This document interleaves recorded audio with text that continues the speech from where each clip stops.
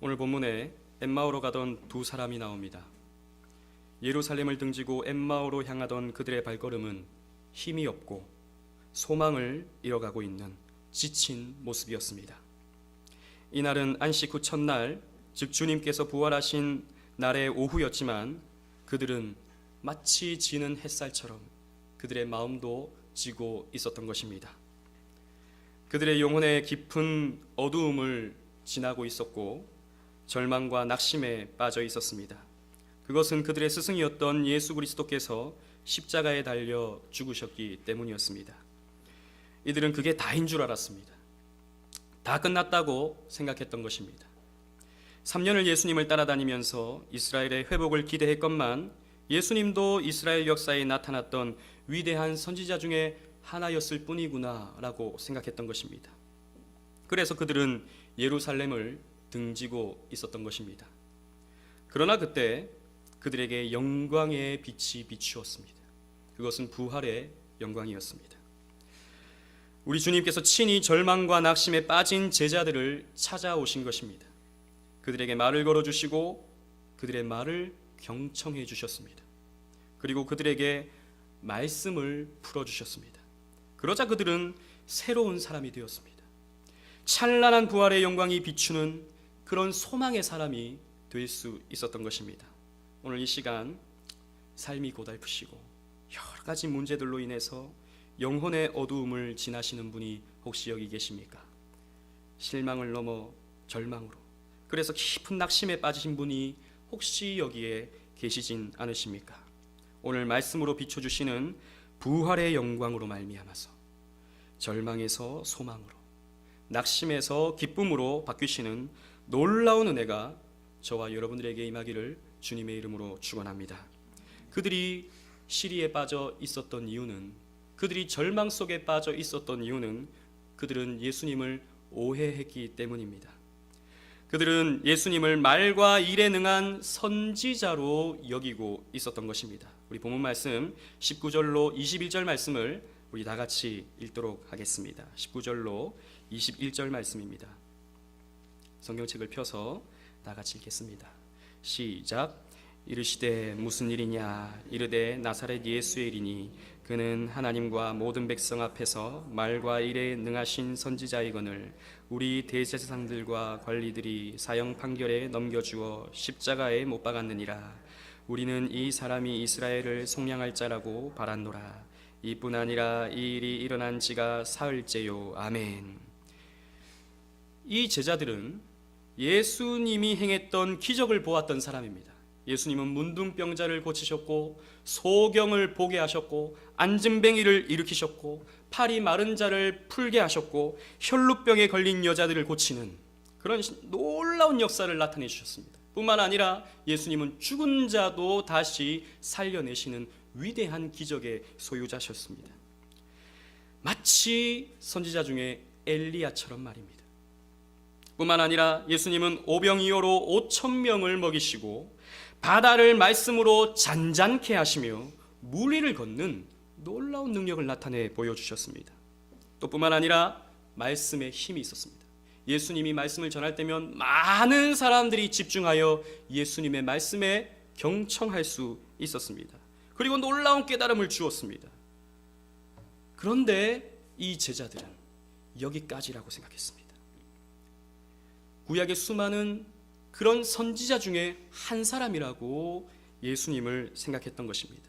예수님을 엘리야처럼 혹은 여러 말씀의 능력이 있었던 선지자처럼 여기고 있었던 것입니다. 오늘날에도 예수님을 이런 식으로 생각하는 사람들이 많습니다. 예수님을 병 고쳐주는 사람, 자기 사업을 부하게 만들어주는 분, 혹은 자기의 현실적인 현세적인 문제를 해결해 주시는 분쯤으로 여기는 사람들이 너무나도 많은 것입니다. 많은 사람들이 교회를 다닙니다. 많은 사람들이 예수를 믿는다고 합니다. 그런데 왜 믿는가를 살펴보면 그저 자신의 유익을 위해서입니다. 자신의 병을 고쳐주길 위함이고 자신이 좀 잘되기를 원하는 마음으로 막연한 종교심을 가지고 교회를 찾는 사람들이 참 많습니다. 주님을 소망하고 주님의 영광을 위한 주님의 뜻을 구하는 기도를 하기보다도 자신의 만족과 이기적 유익을 위해서 주님을 찾는 사람들이 이 시대에 너무나도 많은 것입니다. 여러분, 그런 식으로 종교심을 갖는 사람은 교회뿐만이 아닙니다. 불교도 마찬가지고 다른 종교도 마찬가지고 심지어 무당 종교도 마찬가지입니다. 다 비나이다, 비나이다. 내가 잘 되기를 비나이다. 내 자식 잘 되기를 비나이다. 내 건강 유지되기를 비나이다. 내 병 낫기를 비나이다 하는 것입니다. 이것은 종교심입니다. 이런 마음으로 예수님을 쫓는 것은 예수님을 오해하는 것입니다. 예전에 서울의 아주 큰 교회에 어느 목사님은 삼박자 복음이라는 말로 사람들에게 복음을 전했습니다. 사랑하는 자여, 내 영혼이 잘된과 같이 범사에 잘되고 강건하기를 내가 간구하노라. 즉 영혼이 잘되면 건강해지고 형통하다. 영혼이 잘되면, 구원받으면 이런 것들은 따라온다라고 하는 부와 형통의 복음으로 많은 사람들을 모았습니다. 그러나 그것은 거짓 복음입니다. 그것은 하나님의 말씀과 거리가 있는 말씀입니다. 성경은 결코 우리에게 형통만을 가르치지 않기 때문입니다. 우리에게는 십자가가 있고 고난이 있는 것입니다. 어려움이 있고 눈물 골짜기가 있는 것입니다.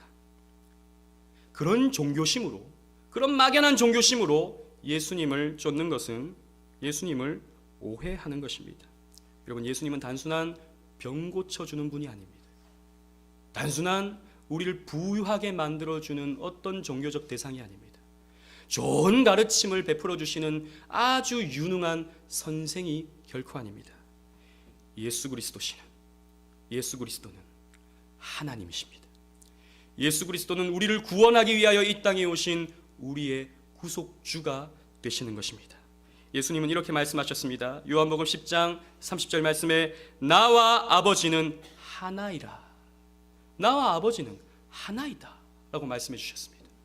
우리 주님은, 우리 예수 그리스도는 하나님이십니다. 우리는 그렇게 주님을 믿고 따라야 하는 것입니다. 또 그들은 그리스도의 부활을 믿지 못하는 사람이었습니다. 우리 22절로 24절 말씀을 다 같이 읽도록 하겠습니다. 22절로 24절 말씀 다 같이 읽겠습니다. 시작. 또한 우리 중에 어떤 여자들이 우리로 놀라게 하였으니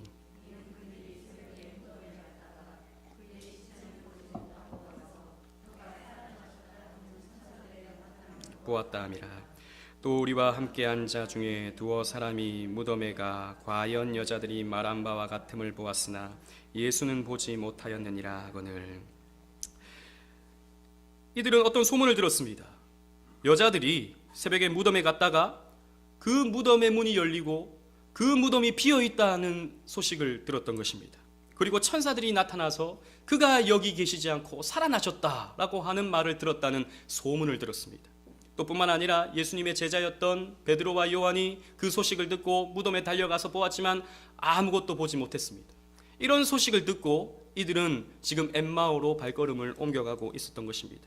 그런데 부활의 소식을 들었지만 그들은 그 사실을 믿지 않았습니다. 그들은 그 예수님의 부활이 사실이라고 받아들이지 않았습니다. 그래서 그들은 예루살렘을 등지고 엠마오로 걷고 있었던 것입니다. 이들은 아마도 증거를 원했던 것 같습니다. 예수님이 부활하셨다? 그러면 그 증거가 무엇인가? 내가 예수님을 봤는가? 나는 못 봤다. 그들이 예수님을 봤는가? 그들은 못 봤다. 천사의 말만 들었다고 하는데 그것이 사실인지 모르겠다 라고 하는 것입니다. 그래서 그들은 증거가 없었기에, 보지 못했기에 예수님의 부활을 믿지 못하고 엠마오로 걸어가고 있었던 것입니다. 여러분, 증거가 있어야 믿는다는 것. 많은 사람들이 오늘날 교회를 생각하면서, 기독교를 생각하면서 하나님이 있다는 증거를 보여봐라, 예수님이 하나님이라고 하는 증거를 보여봐라 라고 말합니다. 사실 우리가 내밀 수 있는 증거는 없습니다. 여러분, 기독교는 결코 과학을 무시하지 않습니다. 과학은 하나님의 일반 은총의 영역으로서 우리가 받아들여야 하고, 또 그것을 통해서 하나님이 보여주신 이 자연세계를 우리는 이해할 수 있어야 됩니다. 그러나 기독교는 과학을 초월합니다. 그러나 기독교는 우리의 상식을 초월합니다. 기독교는 신비입니다. 우리의 진리는 신비입니다. 우리의 이성과 우리의 합리를 초월하는 것이 바로 기독교의 진리인 것입니다. 그러나 아직도 수많은 사람들이 여전히 교회를 다니면서도 하나님에 대한 확신을 갖지 못하고 어떤 증거를 보길 원합니다. 증거를 찾고 있는 것은 어리석은 것입니다. 그래서 예수님의 부활을 믿지 못하는 사람들이 한국 교회 안에 적지 않습니다. 예전에 우리나라의 어떤 큰 교회 중에 하나였던 이름을 대면 다 아는 교회 아주 유명한 목사님이 이렇게 말했습니다. 예수님의 부활은 육체적인 부활이 아니라 예수님의 그 정신이, 예수님의 그 가르침이 그 제자들의 마음속에 되살아난 것이, 그것이 성경에서 말하는 예수님의 부활이다 라고 말하는 것을 제가 신문에서 보았습니다. 아주 유명한 목사님인데, 많은 사람들이 따르는 목사님인데, 많은 사람들이 모여서 예배하는 교회인데, 그 교회 목사님은 예수님의 육체적 부활을 믿지 않았던 것입니다. 과학적이지 않은 것이죠. 합리적이지 않은 것이죠. 논리적이지 않은 것이죠. 그래서 믿지 못하는 것이죠. 예수님의 정신이 되살아났다 라고 하는 그럴듯한 말로 포장한 것이죠. 여러분, 그러나 예수님은 다시 살아나셨습니다. 육체적으로 다시 살아나셨습니다. 다시 사셔서 제자들에게 나타내 보이셨고, 예수님이 승천하는 모습을 500여 형제들에게 보이셨고, 성경이 쓰여질 당시에 반 이상이 살아 있었습니다. 그 부활의 증거를 가지고 예수님의 제자들은 목숨 걸면서 예수님이 부활하셨다, 육체적으로 부활하셨다라고 전했습니다. 아니, 거짓말이라면, 그저 정신만 살아났다면 왜 목숨 걸고 왜 목숨을 바쳐가면서 예수님을 전할 수 있었겠습니까? 여러분, 예수님은 신비하게 우리의 이성을 초월하면서, 과학을 초월하면서 다시 사셨던 것입니다. 요한복음 20장 29절 말씀에 증거를 요구했던 도마에게 예수님께서 이렇게 말씀하십니다. 예수께서 이르시되 너는 나를 본 고로 믿느냐? 보지 못하고 믿는 자들은 복되도다 하시니라. 여러분, 보지 않고 믿는 것이 복된 것입니다. 그리고 이들은 그리스도의 영광의 과정을 오해하고 있었습니다. 우리 25절로 26절 말씀을 또 다 같이 읽도록 하겠습니다. 25절, 26절 말씀입니다. 다 같이 읽겠습니다. 시작. 이르시되 미련하고 선지자들이 말한 모든 것을 마음에 더디 믿는 자들이여, 그리스도가 이런 고난을 받고 자기의 영광에 들어가야 할 것이 아니냐 하시고. 아멘. 이 두 제자는 그리스도의 영광을, 이스라엘을 속량하는 것, 즉 로마의 압제로부터 벗어나게 만들어주는 분, 그것이 바로 예수님이 할 일이고 그것이 예수님께서 영광스럽게 되는 일이라고 생각했던 것입니다. 멋지게 저 호산나라고 외치는 사람들의 그 지지를 받으면서, 그 응원을 받으면서 멋지게 로마를 물리쳐버리고 이스라엘의 회복을 가져다 오는, 그래서 영광스러운 이스라엘의 지도자가 되는 것이 그리스도의 영광이라고 생각하고 있었던 것입니다. 그래서 수많은 사람들이 종려나무를 들고 호산나 호산나 다윗의 자손 예수여 우리를 구원하소서라고 할 때 이 제자들은 대단한 기대를 하고 있었는지 모릅니다. 그러나 예수님께서 갑자기 재판을 받으시고 사형 선고를 받으시고 속전속결로 십자가형을 당하는 것을 이 제자들이 보자 그들은 당혹스러웠습니다. 그들은 너무나도 실망했던 것입니다. 3년 동안 열심히 따라다니면서 이스라엘의 회복을 구했는데, 이분이 우리의 지도자가 되어져서, 이 놀라운 분이 우리의 지도자가 되어져서 우리를 저 로마로부터 해방시켜 줄 줄 알았는데 그것이 아니었던 것입니다. 너무나도 비참하게, 너무나도 허망하게 십자가에 달려 죽임을 당하게 된 것입니다. 그러나 여러분, 예수님은 이미 제자들에게 당신의 십자가 사역을 자주 말씀해 주셨습니다. 그리고 구약 성경의 곳곳에서 예수님의 죽으심과 부활을 예언해 놓았습니다. 예수님은 직접적으로 이 십자가 사건을 이렇게 예언해 주셨습니다. 마태복음 16장 21절 말씀에 이때로부터 예수 그리스도께서 자기가 예루살렘에 올라가 장로들과 대제사장들과 서기관들에게 많은 고난을 받고 죽임을 당하고 제3일에 살아나야 할 것을 제자들에게 비로소 나타내시니 라고 했습니다. 너희는 나를 누구라 하느냐 라고 하는 예수님의 질문 앞에 베드로는 주는 그리스도시요 살아계신 하나님의 아들이시니이다 라고 하는 멋진 위대한 신앙 고백을 했죠. 그 고백을 들으시고 예수님께서 그 고백 위에 내가 내 교회를 세우겠다 라고 말씀하시면서 이 말씀을 하신 것입니다. 나는 이제 곧 저 예루살렘에 들어가서 고난을 당할 것이다. 죽임을 당하게 될 것이다. 그러나 사흘 후에 다시 살아날 것이다 라고 말씀해 주셨건만 그들의 눈이 가리워져서 그들의 귀가 닫혀져서 이 예수님의 말씀을 이해하지 못했던 것입니다. 여러분, 주님은 늘 이렇게 말씀해 주셨습니다. 부활로 가기 위해서는, 부활로 나아가기 위해서는 십자가를 지나야 한다. 여러분, 고난이라고 하는 것은 부활의 영광으로 가는 첩경입니다. 로마서 8장 17절 말씀 여러분 주보에 있는데요. 보시면 자녀이면 또한 상속자 곧 하나님의 상속자요 그리스도와 함께한 상속자니 우리가 그와 함께 영광을 받기 위하여 고난도 함께 받아야 할 것이니라. 여러분, 우리 신앙의 삶 속에서 반드시 나타나야 할 표징은 부요함이 아닙니다. 건강함이 아닙니다. 예수 믿어서 잘 되는 것이 아닙니다. 예수를 믿게 되면 반드시 나타나는 표징이 바로 고난인 것입니다. 십자가를 짊어지는 것입니다. 또 베드로전서 4장 13절 말씀에 오히려 너희가 그리스도의 고난에 참여하는 것으로 즐거워하라. 이는 그의 영광을 나타내실 때에 너희로 즐거워하고 기뻐하게 하려 함이라 라고 말씀해 주셨습니다. 여러분, 십자가를 통과하지 않는 부활은 없습니다. 고난을 통과하지 않는 영광은 없습니다. 여러분, 우리는 다 영광을 구합니다. 예, 저도 영광스럽으면 좋겠습니다. 우리 모두는 영광을 구합니다. 그러나 이 영광을 위해서는 반드시 고난을 통과해야 하는 것입니다.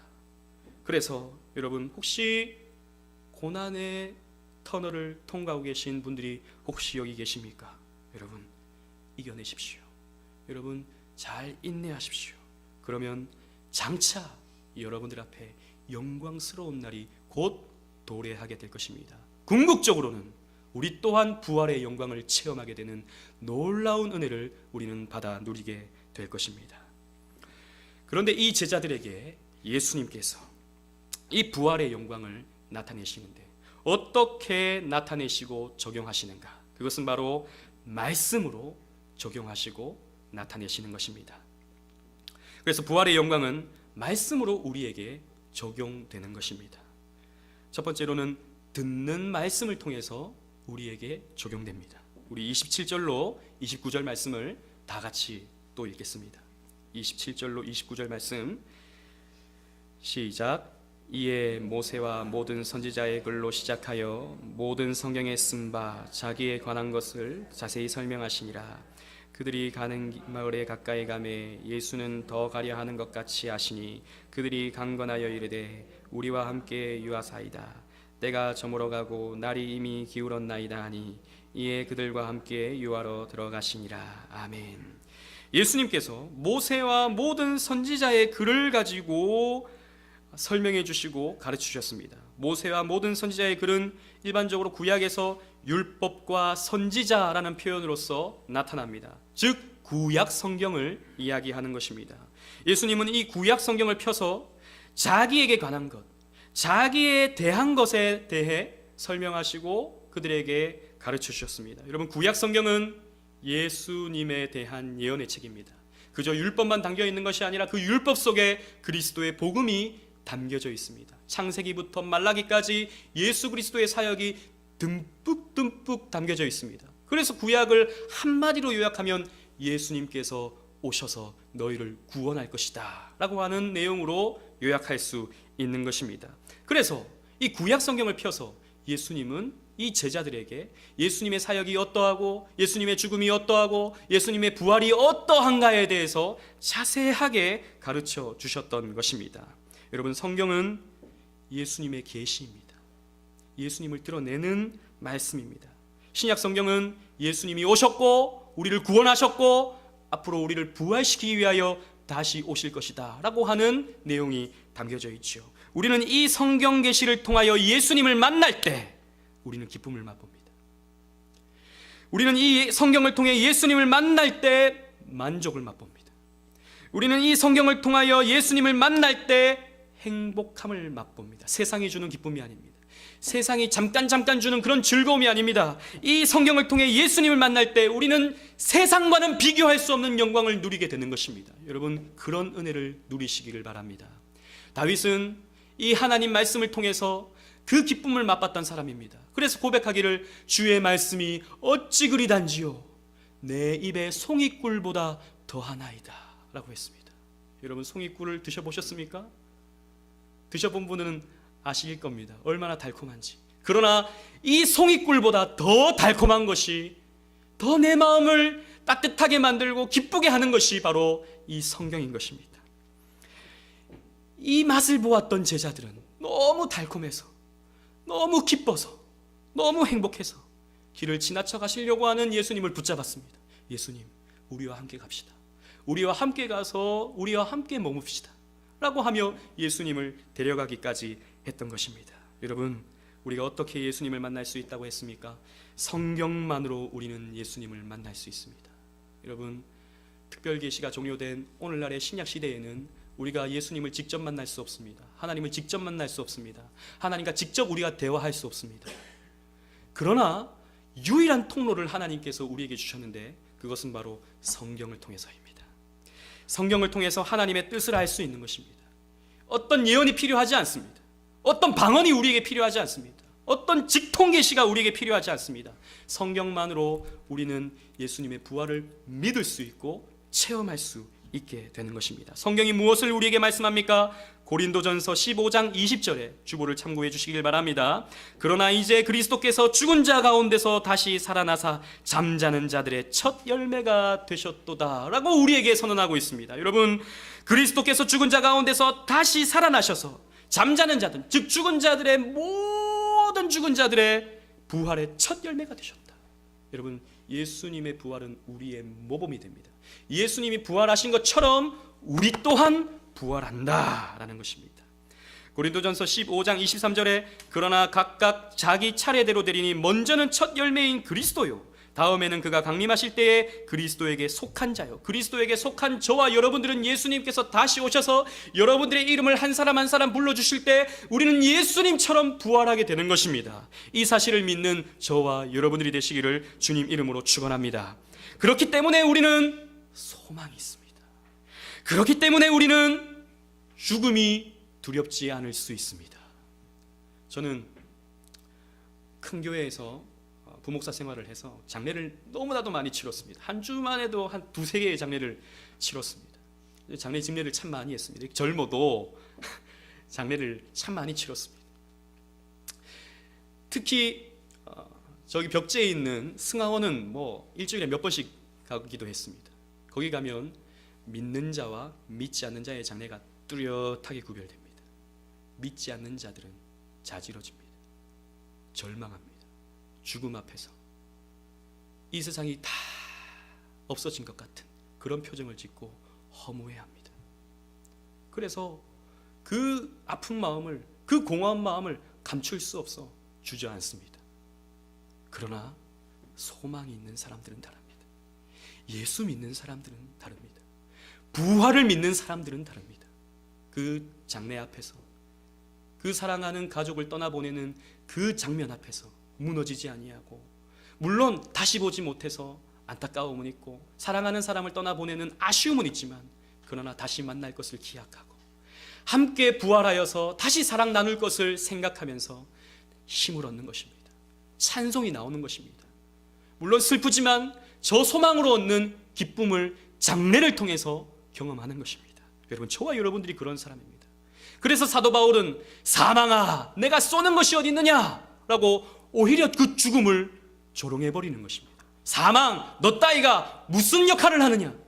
나는 죽음을 이긴다. 왜? 우리 주님께서 부활의 첫 열매가 되셨기 때문에, 주님께서 나에게 영원한 생명을 주셨기 때문에, 성경이 특별계시의 본체이신 예수님께서 나에게 생명 주셨기 때문에 나는 죽음 앞에서 두려워하지 아니한다 라고 사도 바울은 고백했던 것입니다. 그런 소망이 성경을 통해서 우리의 마음속에 새겨지게 된 것입니다. 그리고 보이는 말씀을 통해서 예수님은 제자들에게 부활의 영광을 적용시키셨습니다. 30절로 32절 말씀을 우리 다 같이 또 읽어보도록 하겠습니다. 30절로 32절 말씀 다 같이 읽겠습니다. 시작. 그들과 함께 음식 잡수실 때 떡을 가지사 축사하시고 떼어 그들에게 주시니 그들의 눈이 밝아져 그인 줄 알아보더니 예수는 그들에게 보이지 아니하시는지라. 그들이 서로 말하되 길에서 우리에게 말씀하시고 우리에게 성경을 풀어주실 때 우리 속에서 마음이 뜨겁지 아니하더냐 하고. 아멘. 예수님은 말씀을 마치시고 이 두 제자와 함께 음식을 나누십니다. 음식을 나누실 때 떡을 가지사 축사하시고 떼어주셨습니다. 여러분, 이 장면은 이 예수님의 행적 가운데 두 장면을 연상케 합니다. 오병이어의 장면입니다. 누가복음 9장 16절 말씀에 예수께서 떡 5개와 물고기 2마리를 가지사 하늘을 우러러 축사하시고 떼어 제자들에게 주어 무리에게 나누어 주게 하리니 라고 되어 있습니다. 예수님이 축사하시고 그 떡을 떼어서 제자들에게 나누어 준 오병이어의 사건을 생각나게 하는 장면입니다. 또 유월절 다락방에서 성찬을 나눌 때의 장면을 생각나게 합니다. 마태복음 26장 26절 27절 말씀 가운데 그들이 먹을 때 예수께서 떡을 가지사 축복하시고 떼어 제자들에게 주시며 이르시되 받아 먹으라 이것은 내 몸이라 하시고 또 잔을 가지사 감사기도 하시고 그들에게 주시며 이르시되 너희가 다 이것을 마시라 라고 말씀해 주셨습니다. 즉 말씀을, 예수님의 그 말씀을 직접 몸으로 보여주신 것입니다. 이것이 무엇입니까? 성례입니다. 여러분, 성례는 예수님께서 제정하신 거룩한 예식인데 그것은 우리 개혁교회에서는 두 가지로 봅니다. 하나는 세례와 하나는 성찬입니다. 이 세례와 성찬은 보이는 말씀입니다. 우리는 말씀을 듣지만 말씀을 듣는 데서 그치는 것이 아니라 직접 말씀을 보고 직접 말씀을 체험하는 시간이 바로 세례받는 시간이요 성찬을 받는 시간입니다. 그래서 우리는 성찬을 통해서 그리스도를 향한 믿음을 공급받고 은혜를 공급받는 것입니다. 여러분, 이러한 듣는 말씀 그리고 보이는 말씀을 통해서 제자들은 예수님이 누구인가를 분명히 깨달을 수 있었습니다. 자기에게 말씀해 주시는 분이 예수님인 것을 깨닫게 되었습니다. 그러나 깨닫게 되었을 때 예수님은 떠나고 없으셨습니다. 그러나 그들의 마음의 불이 붙었습니다. 우리의 마음이 뜨겁지 아니하더냐라고 하는 이 말의 헬라어를 살펴보면, 직역해보면 우리의 가슴에 불이 붙지 아니하더냐라는 말입니다. 여러분, 듣는 말씀과 보이는 말씀을 통해서 우리의 가슴에 불이 생겨나는 것입니다. 영광의 불, 소망의 불, 부활의 불이 우리에게 지펴지는 것입니다. 그 불을 우리는 공급받을 때, 그 불을 우리가 유지해 나갈 때 우리는 믿는 자로서의 기쁨의 삶, 행복의 삶, 만족의 삶을 살아갈 수가 있게 되는 것입니다. 사랑하는 오직 은혜교회 성도 여러분, 그리고 방문하신 우리 모든 성도 여러분, 혹시 여러분들의 마음이 엠마오로 가고 있었던 제자들의 마음, 그 허무한 마음, 실망의 마음, 아픔의 마음이지 않습니까? 일이 뜻대로 되지 않아서 여러 가지 문제와 고민들로 인해 실망하고 좌절해 있지는 않습니까? 오늘 이 시간 여러분과 함께 하시는 임마누엘의 주님을 바라보시기를 바랍니다. 부활하셔서 한없이 영광스러우신 주님을 만나시기를 바랍니다. 부활을 계시하시는 성경 말씀을 바라보시고 예수님의 몸과 피에 참여하는 성찬을 통해 만나시기를 바랍니다. 여러분들의 마음을 절망에서 소망으로 바꾸어 버리실 것입니다. 여러분들의 마음을 고통에서 기쁨으로 바꾸어 가실 것입니다. 여러분들의 지친 마음을 뜨거운 열정의 마음으로 바꾸어 가실 것입니다. 이 부활의 주님을 만나시는 모든 오직 은혜의 교회 성도들, 그리고 참여한 모든 성도님들 되시기를 주님 이름으로 축원합니다. 아멘.